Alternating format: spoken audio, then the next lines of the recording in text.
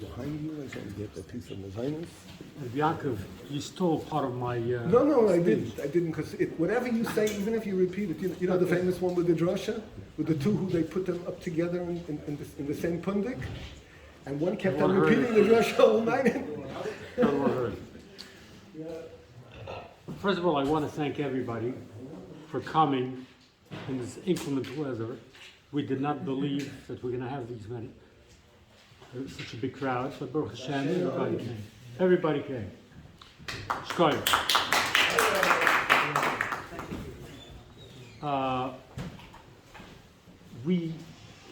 I happen to be the president of the shul, and I'm speaking for all the members of the shul. We are really honored that the Igud chose to make this event this year over here in our shul.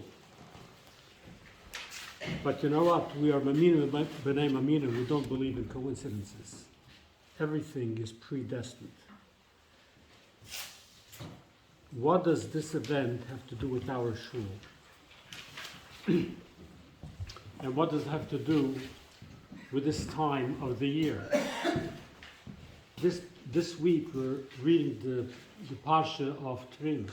Trimru is the first Parsha of the next 5 Parshas that have to do with with the building of the Mishkan. What does that have to do with our event over here? It has a lot to do. I want to go a little bit into the history of the shul. When I moved into the neighborhood, which was many, many years ago,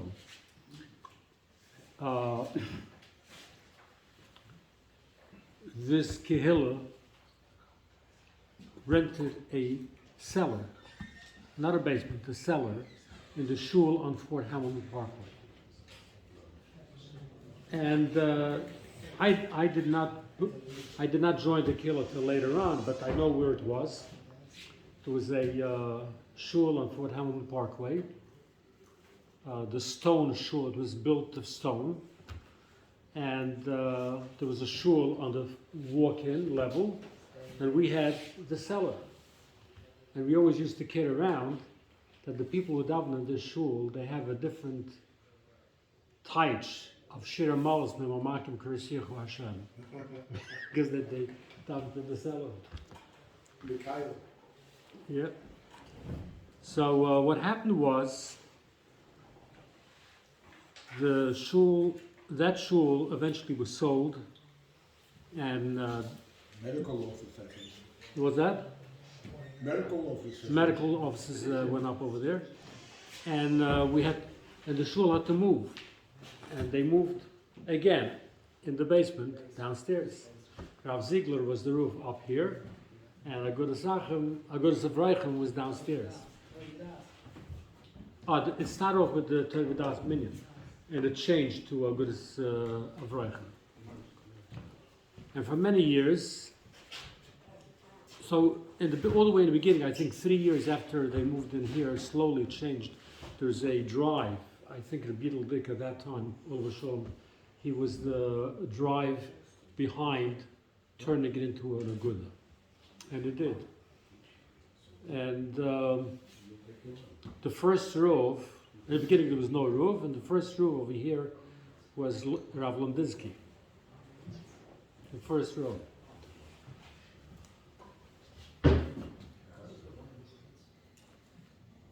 And when they moved over here, it was again a basement, like in the previous place. It was better because that one was a cellar. Mamish had little windows. This had bigger windows, but it was a basement. And eventually we moved up here. Now let's get into the details. I knew Rav Gershon Oliver Shalom. Not directly, but indirectly, I knew of him. He was a Talmud of Chassan Sofer, so was I. We didn't learn there at the same time, but everybody, Gershon had he had a Shem Tov. Wherever he went, everybody knew of him because of the things that he was involved in. He was always involved in things for the club. So I knew of him. But when I moved into the neighborhood, I got to know him very well. It was a tragedy over here in this neighborhood. I don't know how many people remember that. There was a Yid, Mr. Wald. He came home from shul Friday night, and he was murdered on Fort Hamilton Parkway in 44th Street.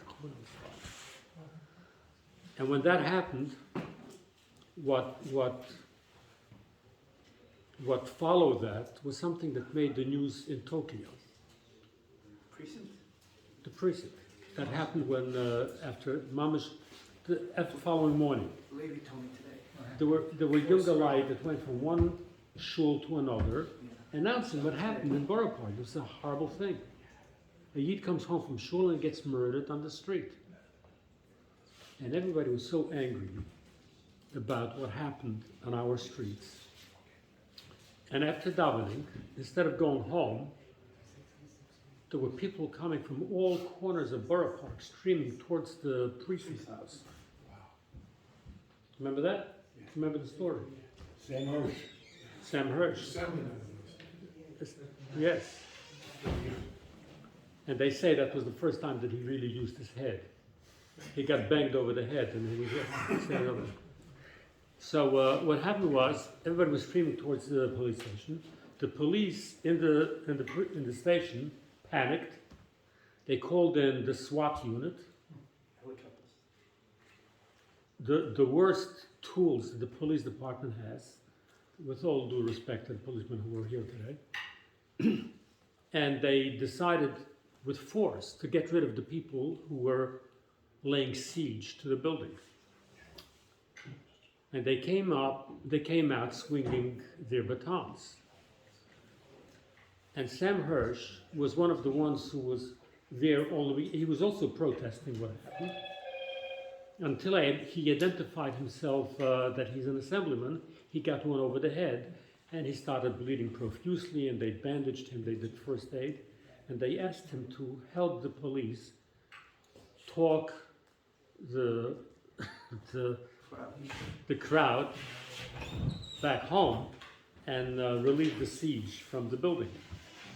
So he went up onto the roof, and when everybody saw Sam Hirsch with the bloody bandage on his head, they got even wilder. They forced their way into the front door. The cops ran out through the back, and then they destroyed. It was Chorben HaPrecinct. The whole precinct house was laid to waste. What day was it? January 6th? It was in the summer. I don't remember which it was a Shabbos in the middle of the summer. A day in infamy. What? Levi Krantz told me today about it. Really? Yes, on the way to the cemetery. This news, Koch was at that time mayor, and this news traveled all the way to Tokyo. Sadly, they did not report what precipitated this whole action. They didn't talk about the murder of Ayid. But be that as it may, that's what happened. What happened afterward was very, very natural. The mayor got rid of the captain.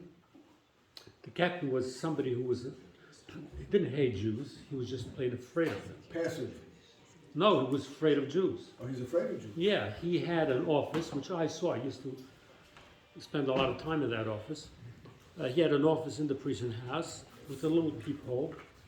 And when the secretary used to call that you've got visitors, he didn't want to ask on the telephone or on the intercom are they Jews or they Italians, because then they would say he's a racist, a bigot. At that time they said bigot.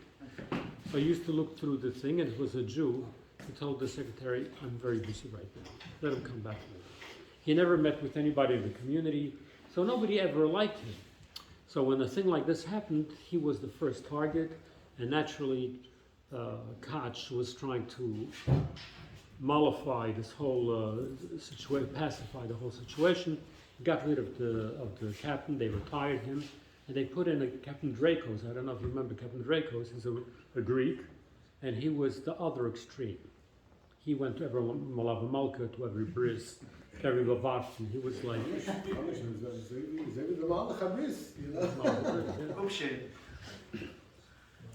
So at that time, after this whole thing, the dust settled, our community over here, Borough Park West, which RAA class put together a committee, which I was on that committee, but so was Rabbi Tannenbaum, Shmuel Stober. Who else was on that committee?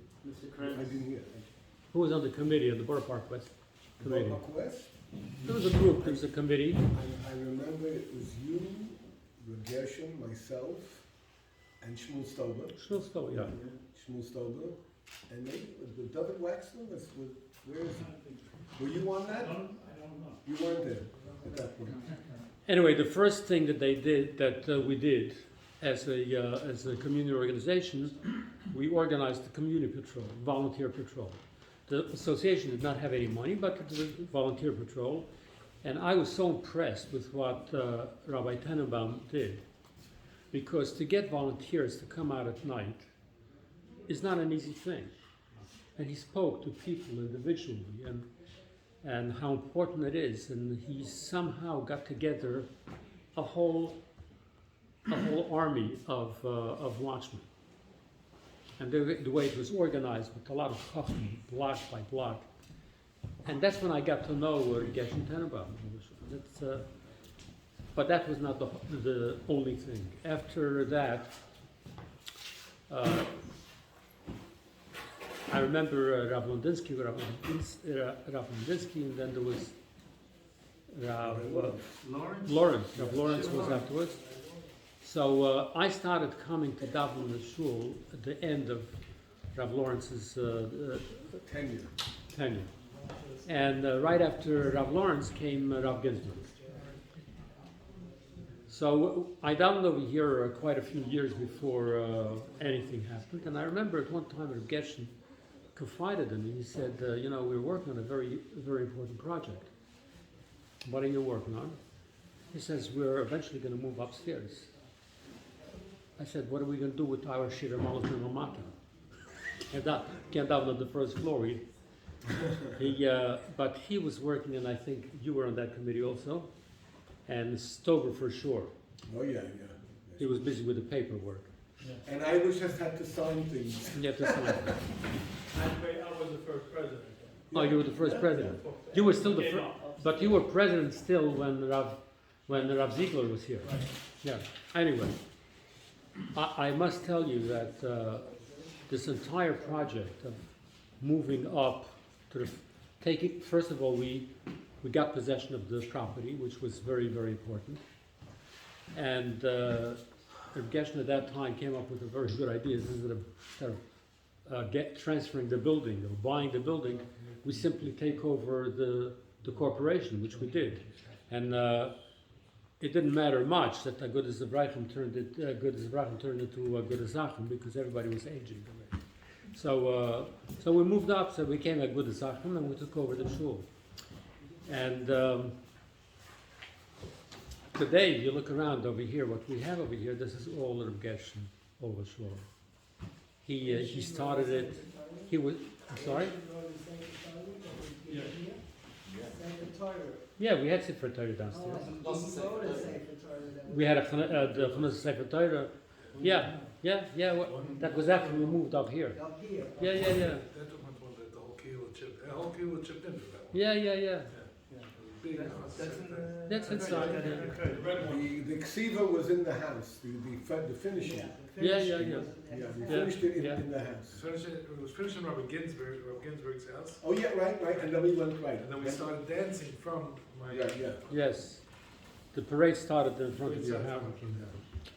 So all of these things, My Rav bar Gershon. mitzvah, I'm just going to add, my bar mitzvah, my personal bar mitzvah, we were still, at that point, we were still davening downstairs. But my bar mitzvah, for that Shabbos, It was upstairs. Yeah. Yeah. Upstairs. A lot of memories over here. So my relationship with, I'm sorry? Ah. I can't believe He still remembers it was Oilo Shlishi. So we have many fond memories of your father, and our Kehillah owes him a debt of gratitude. So the Igud RABBInim makes the seudah the Chodesh every year, but this year They made it over here, and on Parshas, it comes out Parshas Terimu. And Parshas Terimu it starts dealing with the Mishkan. Wusel Mikdash v'Shechata b'Soichem. That's a Besmedrash. Is a Mikdash Ma'at. And who is responsible for that? Reb Gershon Tannenbaum. So this is no coincidence. This somebody worked out on this.